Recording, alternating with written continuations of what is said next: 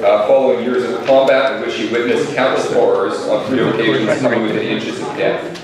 Following his return to civilian life, Peter wrestled with separation anxiety, feelings of displacement, and inability to reconnect to domestic life.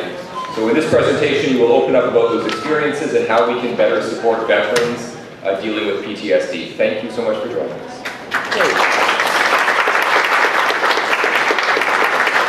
Thank you very much, ladies and gentlemen. A funny little thing happened this morning. I was booting up my computer just to look at my notes, and it was taking an awful long time to boot up, and I realized that there was a DVD in the platter, and when I popped it out and went to take it out, what was in the platter but red pill. So, my wife and I were watching it yesterday. So, really piece of work. I spent 26 years originally in the reserve infantry, and then I went on to the Air Force as an aircraft mechanic. Did a tour of Afghanistan, worked on several occasions doing aid to civilian authority, fought a forest fire that almost took out an entire fuel farm in Goose Bay, floods in the plains, so a little bit of work.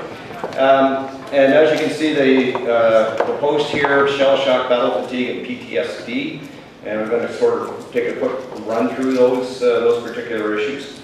Now, where am I off to next? Now, I didn't get the order exactly perfect on here. This is just a quick overview of exactly what I'm going to be covering, followed by a Q&A. I have my beautiful wife here has decided to join me.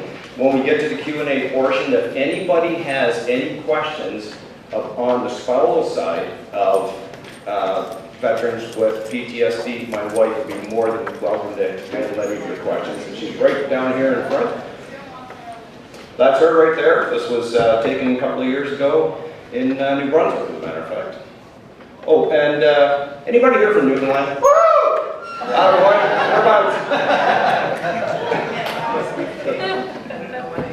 Whereabouts are you from? Somerville, Brunswick Bay. Okay, all right. My wife is from Port Saunders, good Bay girl. I'm originally out of North Bay, Ontario, so when I was medically released, thank you. When I was medically released, I had you up on a pedestal for a while. Put her on the pedestal. I'm content with that. And when I was medically released in 2016 with arthritis in my back and my hips as a result of my job, I decided that I was going to join my beautiful wife in Newfoundland, and I never met a pub I didn't like. You never met a Newfie you didn't like a pub. No, that's true. Now, give you a little personal history. I came from a family where there was a lot of military history, a lot of military heritage. In fact, if you took both my mother's side and my father's side, took everybody who was in any branch of the military, auxiliary, women's, we could have raised our own small unit. My grandfather was a motorcycle dispatch rider in the First War. He survived from the spring of 1916 until the end of the war. And for anybody that knows anything about First War history, that was the riskiest trade in the war, was motorcycle dispatch riding. My grandfather came back with a severe case of PTSD. He was one of the sweetest guys in the world when he left, and my mother said he was quite capable of being rather monstrous when he got back home. And oftentimes this kind of thing literally falls out through the generations. They actually, an infanteer going over the top had a longer life expectancy than a military dispatch rider. And I get my love of biking probably from my grandfather. I've been on the road myself for over 30 years and absolutely love what I do. My father, pictured here, he served in the Second War with Queen's Own Rifles. He was a radio operator. He came back most likely with probably a mild to medium case of PTSD. His war came to an end when, courtesy of German landmine, he had to have his back fused. And my father just passed away this last summer, and God love him, he's always with me. Now, OSI, or operational stress injury, is kind of a larger blanket for a group of different conditions. One of those conditions is in fact PTSD. So essentially, operational stress injury, or OSI, is a non-clinical, non-medical term referring to a persistent psychological difficulty caused by traumatic experiences or prolonged high stress. And that's a big definition right there, prolonged high stress or fatigue during service as a military member or a first responder. A lot of times police, firefighters, military, we often go through the same type of thing, and this is where OSI came from, because it tends to be prolonged, sometimes even daily, over the course of many years. PTSD tends to be a little bit more episodic, and it's an event such as car crash, a beating, rape, those sorts of things. These are just some of the other symptoms that go along with OSI, and as you can see here, PTSD is actually a condition that is within the OSI blanket. Most common that go along with OSI are depression, anxiety, and substance abuse. Those are the three biggies. Now, originally, in the First War, OSI was termed shell shock, and these were the kinds of conditions that these guys actually lived in. One of the things that they're surmising now with shell shock and what's going on today is not so much a matter of things exploding right beside you, although particularly with artillery gunners, they had huge amounts of concussive forces very, very close to their heads, and what they're finding now, or they're surmising now, is in fact infanteers who are on a regular basis with a firearm, pop, pop, pop, and you're getting a slight concussive action against the brain on a regular basis. And it's now, to coin a term, Chinese water torture, it's almost that same thing where you're just getting this constant tap into the brain, and it's that concussive effect that's really becoming collective. And this is where they're looking at hockey players, football players, other collision and contact sports, where the brain is regularly being shocked or slammed into the skull. So that was originally shell shock. In the Second War, it became battle fatigue. And I really clued into this picture because this picture right here is a picture of a 16-year-old Hitler Youth. And these were the soldiers that were left over going into the surrender of Germany. This is a 16-year-old kid, scared to death. Later on in the Vietnam era, that is when PTSD started being applied as PTSD to the military setting. And whereas, for example, in the Second War, on average, soldiers would actually be physically engaged in firefighting, on average, anywhere from about 8 to about 12 battles per year. In Vietnam, at times it was up to 200 battles per year. So you've got the shock, you've got the horror, you've got the concussion on the skull, you've got soldiers wondering, why am I here? What am I doing? Where are we going with all this? PTSD, the definition of it, is a mental condition that is triggered by a terrifying event. The diagnosis of PTSD requires that a person has experienced, witnessed, or being confronted with an event or events that involve actual or threatened death, or serious injury, or a threat to the physical integrity of others or yourself. And it must provoke intense fear, helplessness, and horror. And when I was flying into Afghanistan, I was flying in on a Hercules aircraft. And on the Hercules aircraft, now I haven't even hit ground yet in Afghanistan. They have what's called chaff and flare. It's a countermeasure for missiles that they've got a lock on you. So I'm sitting in this Herc, and I'm the guy who packed the chaff and flare, and what I'm hearing even before we landed is pop, pop, pop, pop, pop, as all these chaff and flares are going off, knowing I haven't landed and there's a rocket locked on us. So I'm not even there yet, this is going on. and in today's vernacular, operational stress injury. And then these are some of the symptoms that come along with PTSD and OSI. Now, when I was released in 2016, I had been told by a couple of friends at that point that from my tour in Afghanistan, which was 2009, I had two people in particular come up to me and tell me, you really need to get yourself looked after. There's something seriously wrong with you. You're not the same guy that I've been serving with for 20 years. Once I got to St. John's and I was medically released, and I did go to Veterans Affairs and I was assigned a case manager, and my wife now comes with me to absolutely all of my appointments with Veterans Affairs, with medical, simply because I cannot remember everything that's being said to me. And even if I write it down, I may not properly interpret it. During the interview, I was asked several times by my case manager, how is your mental health? And I would say, well, good days, bad days. And she asked about half a dozen times until finally she looked at my wife and my wife was going, no, there's something really wrong.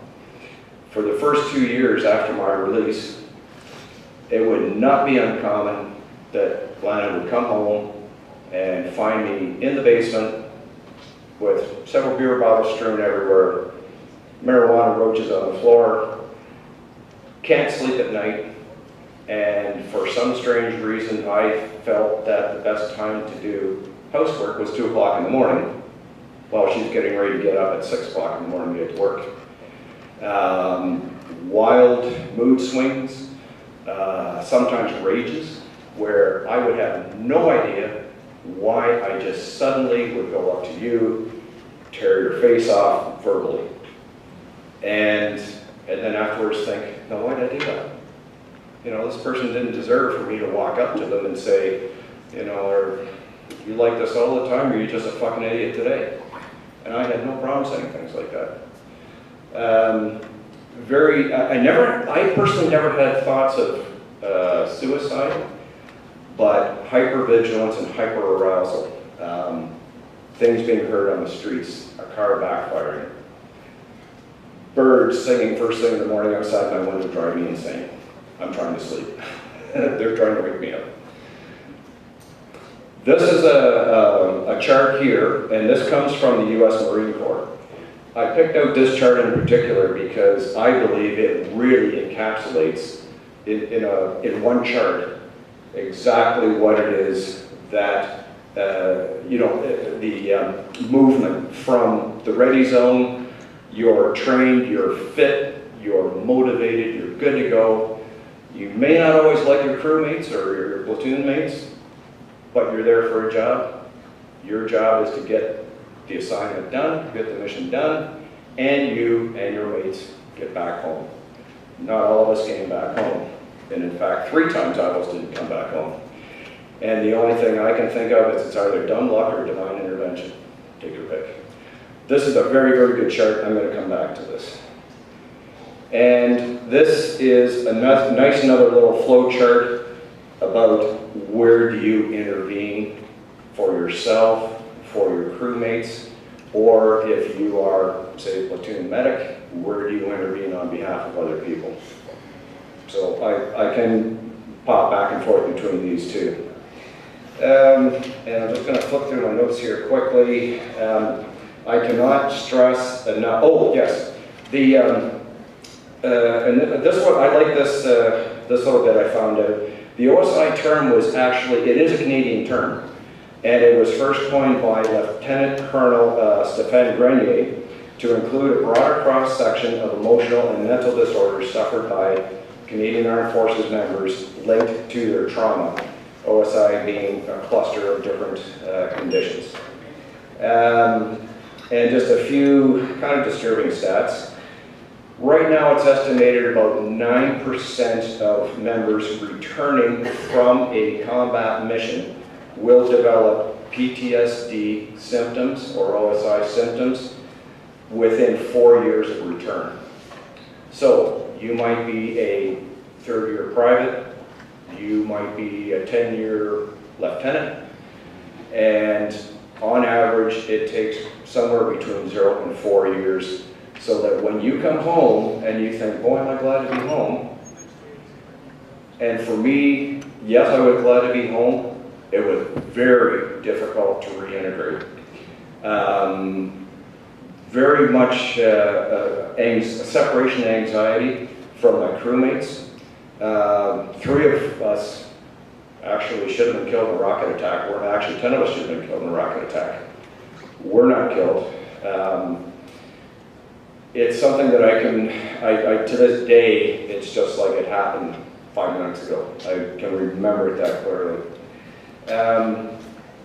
And then with a lot of that, a lot of sleeplessness, uncontrolled anger, irritability. Major depression happens in approximately 9% of members at some point during their careers. So, for example, I was fighting a forest fire up in Goose Bay.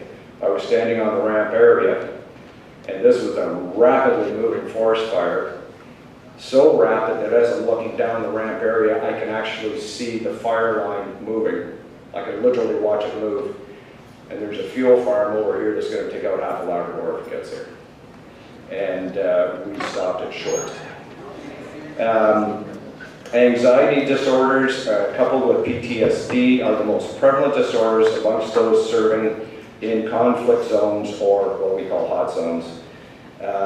Adjustment disorder, where you have a very difficult time adjusting to your surroundings.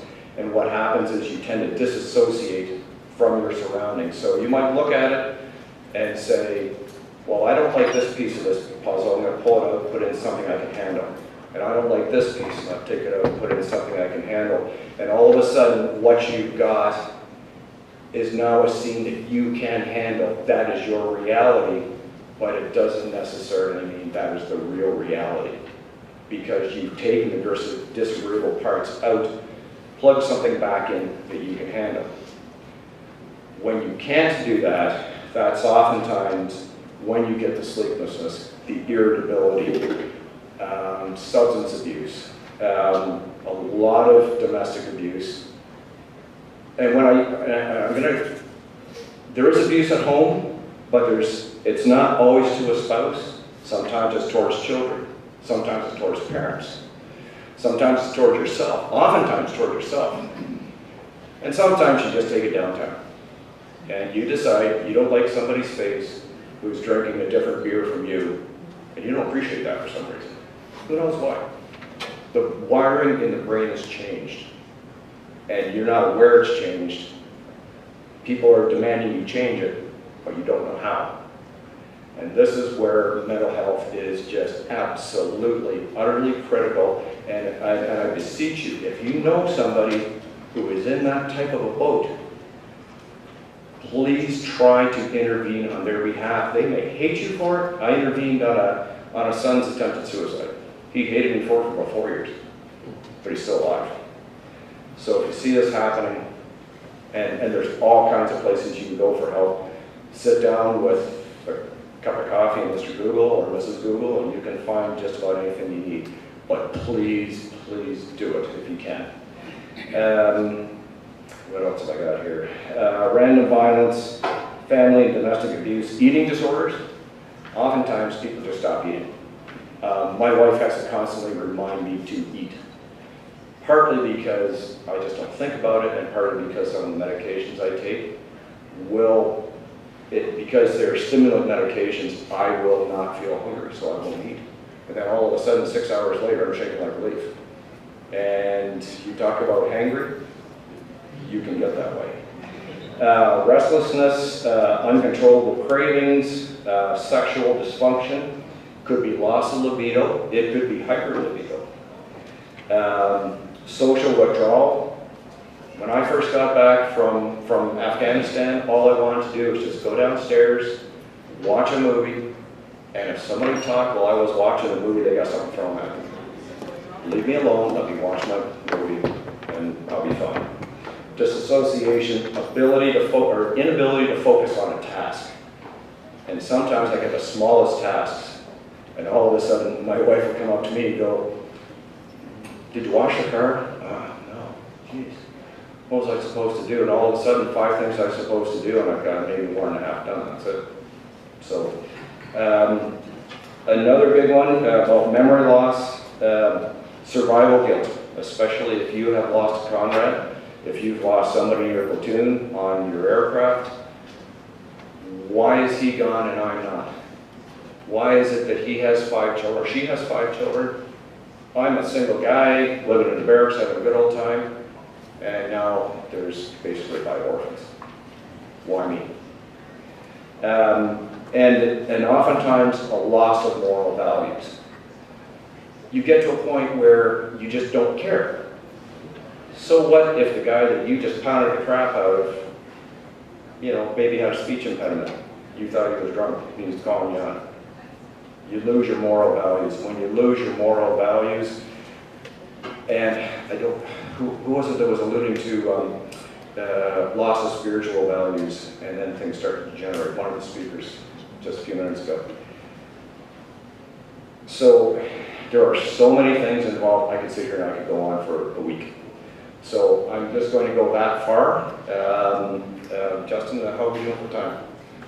For a little time, probably. Okay. All right, we'll go, and then of course the ultimate is when you commit suicide.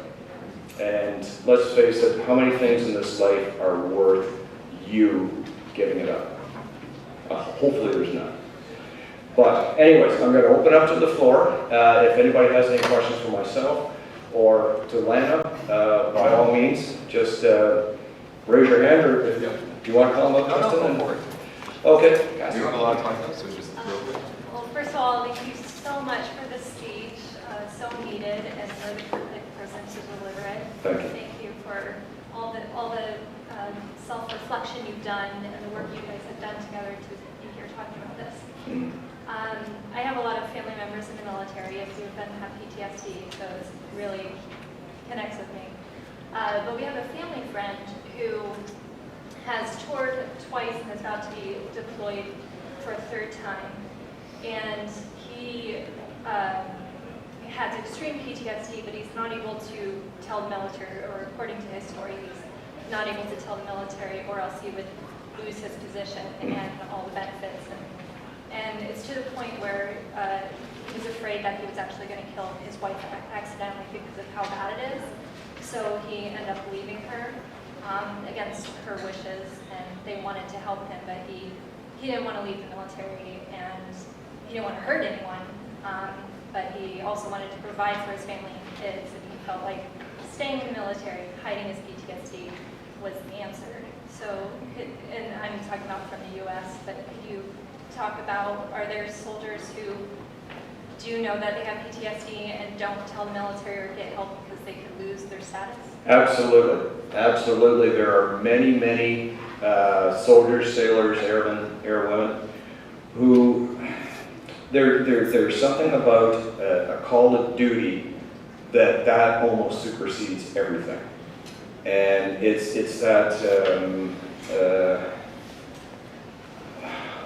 I'm trying to think of a phrase that often comes up where it's duty before or death before dishonor.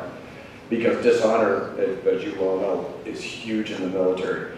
There was an article that I had read where one guy who had been released on PTSD and was getting help, leading his life, and all of a sudden 10 years later, he was getting called out by guys that he had served with, calling him a faker, calling him a fraud, and really getting vicious on him.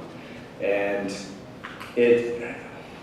it's almost like a pinball machine where you're trying to get down to the end, but you think, well, I can't give up my career, my kids starve, but if I stay in the house, I'm gonna, beat the crap out of my wife. But there's other guys to serve, there's other missions to go on, and it's a real terror. And to step up, and there's so much a sense of you have to suck it up, and you have to be brave, and not everybody is brave. And you have a job to do. And there have been times in my own career where I have gone up to members and I have told them, you got to pull your shit together for like the next week until this airplane is off the ramp. And then you and I will go back, and if we need to go to a padre, we need to go to the base hospital, But in the meantime, this plane has to get off the ramp because the bad guys are coming, and this plane is due to be rotated out for heavy maintenance. And we've actually flown HERCs that have ops restrictions on 3 main fuel tanks, which means that you're flying having no clue how much gas you've got in the cannon. But to get out, that's what you have to do.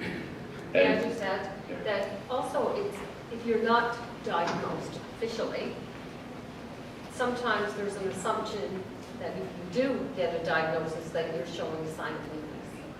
And that's not your position in the military, to be a weak person. And so sometimes that also, and because they're not rational thinking all the time, and we found in Peter's case there's lots of help. But just taking that step of acknowledging, yes, there might be something wrong, and you know, some people may think I'm weak, and I don't want to be weak because of my role is to be strong and to fight for my country. So that plays a big part in the illness. I've had very good service with Veterans Affairs Canada. Not everybody has. And a lot depends on, number one, you taking responsibility for your own health care, and if you're not getting the answers you want, you keep digging. And a lot depends on the medical help that you've had through your career that was properly documented, and a lot depends on your Veterans Affairs or DVA in the States. The case manager you have, because there's good ones and there's bad ones. Mine was a little pit bull. She did amazing things for me. So it's a tangly web, but you gotta stick with it, and I can't emphasize that enough. And for the people around you, they wear it as much as you do. They really do. So thank you very much for your question. Thank you. I think go first. That's what we have time. Oh, no, that's good, Justin. Okay, anyway, thank you very much, ladies and gentlemen. Have a good day.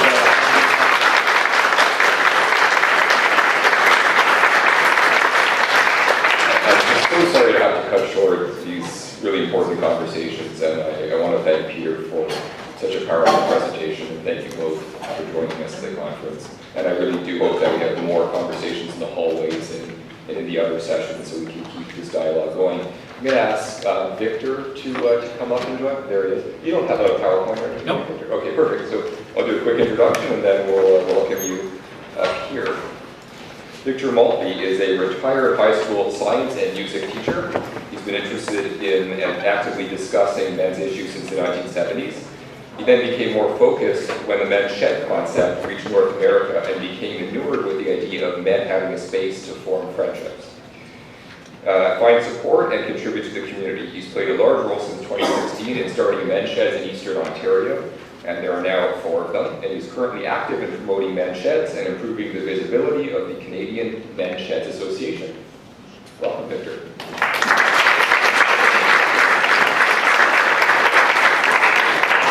Thank you very much.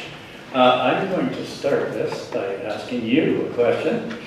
How many know what a men's shed is or have even heard of one? Oh my goodness. That's great. We didn't know we had them outside of Australia, but... Oh yes, we do, lots of them. It's a culture in Newfoundland. Yes, that's where it started. It's a cultural thing. That's a great improvement from the last time I asked that question, which was like maybe one hand went up, and now there's quite a few, so we're making inroads, it seems. For those of you who don't know what a men's shed is, I'll just quickly explain as much as I can. A men's shed is basically originated in Australia in the mid-90s. Well, some people claim it started in the late 80s. But really what it is it's a space that is created, and I say is created because it's not a top-down thing. It's created by the people who want to join the shed. So there are a few people that have to, come up with the idea and arrange the meetings and all that sort of thing. But once there are a group of people there, they direct how the shed works and where it goes. Okay, so essentially it's a space where men, mostly older men, but not exclusively, can get together and work on projects. Often they're community projects. The shed I'm involved in. We made a garden shed for the community gardens. We made benches for the another organization, a community organization. And what happens is that when you have a project and you get together a bunch of guys, there's a bonding that occurs. And a lot of people say that once you've reached that sort of level of trust, I guess, that you start to open up and talk about things that normally men wouldn't talk about. And so some people describe it as men talking shoulder to shoulder rather than face to face, which some people claim that women do. So there's a different sort of tack there. Just I'll look at this for a second. Basically, what it does is get men together to socialize. Because so here's the rationale. A lot of men, when they retire or, well, when they reach sort of 50s and into their 60s, they retire, many get divorced nowadays, the children leave home, and so all of a sudden when they're retired, they're left with nothing to do. Because for a lot of men, especially the older ones, maybe not so much now for the younger guys, but their job was their life, essentially. It was their social arena. That's where they had all their friends, and that's where they, made arrangements to go out and do stuff together. That gave them purpose in life, to make money, earn money to support the family, and also to build things or, to interact with society, essentially. And then when men retire, they basically, it's all gone, just poof. And a lot of guys don't think about that. A lot of people don't think about retirement. It's like something that happens to other people. And so they end up hanging around the house and doing not much of anything. And so what the shed concept is that it brings the guys out of the house, get them together to work on projects, either their own or a communal project for the community usually, but not always. And it lets them, it gives them a venue basically to form friendships and develop new friendships with people. And it also gets them out of from under the feet of their spouse, which is, I know it's true. I've heard it many times in the shed that it's the women who told the men to go check this out. So in other words, get out of the house, you drive me nuts, sort of thing. That's essentially what a men's shed is. It started in Australia, and the cultural thing was that in Australia, there was the whole idea of a shed in the backyard, or the garage, and the guys would, a bunch of guys would, redo a car or take apart an engine and fix it, that kind of thing, It's mostly, a lot of it's physical. But in the shed I'm involved with, it's a woodworking shed for the most part, but there's some people who have met each other there, and they sort of developed their own little clique. That's not really clique, I shouldn't say that, that's got negative connotations. Their own sort of group that work on electronics. Some people like to go out and go for walks and stuff like that. And another one wants to do social stuff. So he's organized a whole, little trips, to the hockey games, to various things like that. So that's kind of what the men's shed is all about. Now, I talked to some of the guys in the shed and asked them, what would you like me to? What do you think I should basically put forth? And what they said was personal anecdotes. So I said that I was going to give numbers as well. It was supposed to be in the title, but it isn't. But the personal anecdotes, there's 3 of them that come to mind in my one shed alone. Like, oh, sorry, it's not really mine, but I'm the president, so. So there's 3 anecdotes, 3 people that have talked to me. One of them is me, so I talk to myself, yes. The first one is, there was a gentleman who joined the shed, and he almost immediately found a little niche in a back corner in the shed that we had, which was basically donated to us, the use of by my neighbor. And he likes renovating tools, just old tools, making them not rusty anymore, shining up the handles. And so he found that little niche right away, and he also became the safety person, and so he developed all these sort of things that he wanted to do in that context of the shed, and he sort of came out. He was facing a bad health of his spouse, and his son is very disabled as well, so he had lots of family issues. And he's there often just to get away, just to work on the tools and just to sort of get his mind off of his troubles at home, because he's the primary caregiver for both of them. And also he very much enjoys the coffee breaks, and which is where a lot of we start to chat and talk and get to know each other during the coffee breaks as well. So, there's that sort of aspect. There's another fellow who came and talked to me about the shed, and he, I found out later that he retired. He was kind of forced to retire because he was so stressed. And so his wife suggested, I think you should retire now, right? And so he did, knowing that it would probably be a good thing. But what had happened was that he went into what he called a very dark place. And he has said to me that it saved his life. That's how dark the place was that he was in. He was basically self-isolated for 2 or 3 years, didn't go out of the house. And his wife suggested he come and see us because there was an article in the paper. And he did. He chatted with me for a while. And he joined the shed, and he's become one of the, he's the social organizer that I've mentioned, as well as other things. But, he started to take the role of being somebody who says, hey, let's go to a hockey game, and you organize it all. And there'd be 4 or 5 people that would go to a hockey game together, and have fun.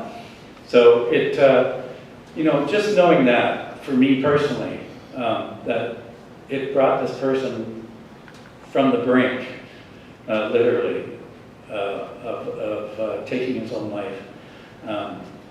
That sort of tells me, or I think that's what men's sheds are all about. So those are the anecdotes. Oh, and mine. I was also in a very dark place because I broke up with my second partner, and my children left, off to their own lives and whatnot. And I ended up isolating myself socially as well.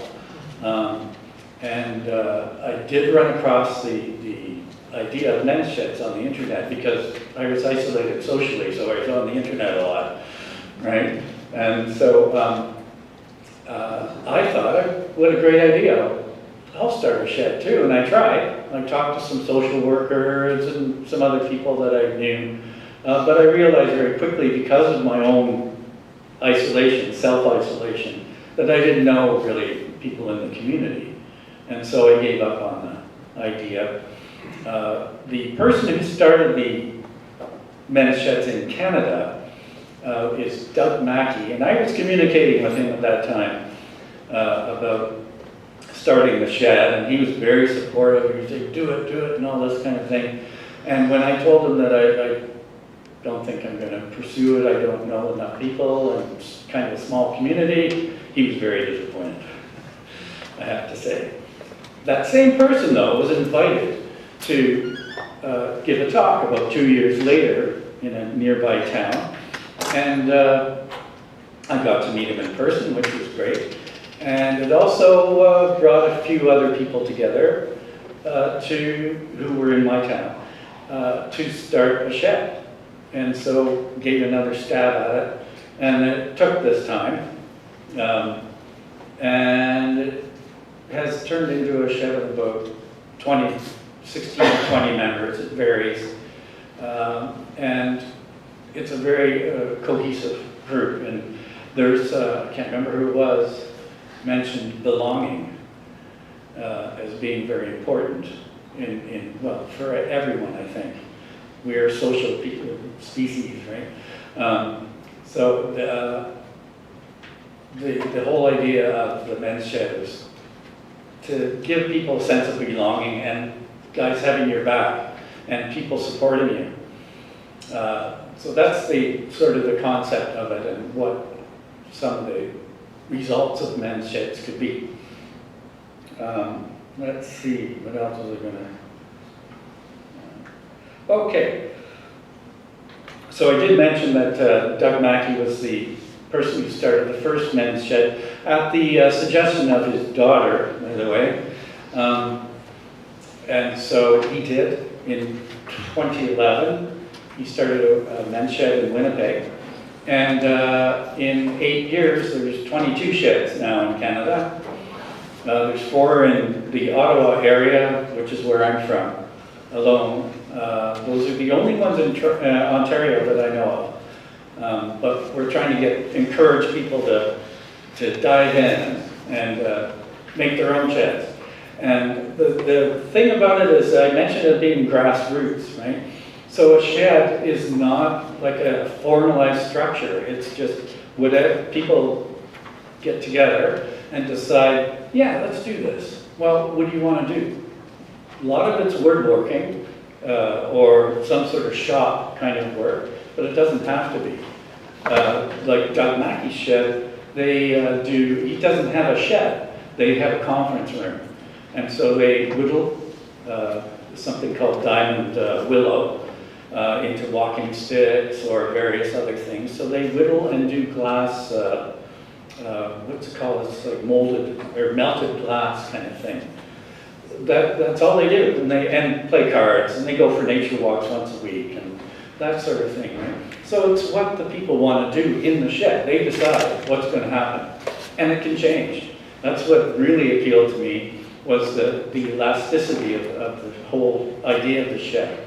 It can just basically mold into what the community wants and needs that's there, right? So it's not a top-down thing at all. And the other thing that I really liked, and I've heard this mentioned today twice already, is the whole sense of community and how it seems to be lacking a lot these days, a sense of community. And that's something that I really think we need is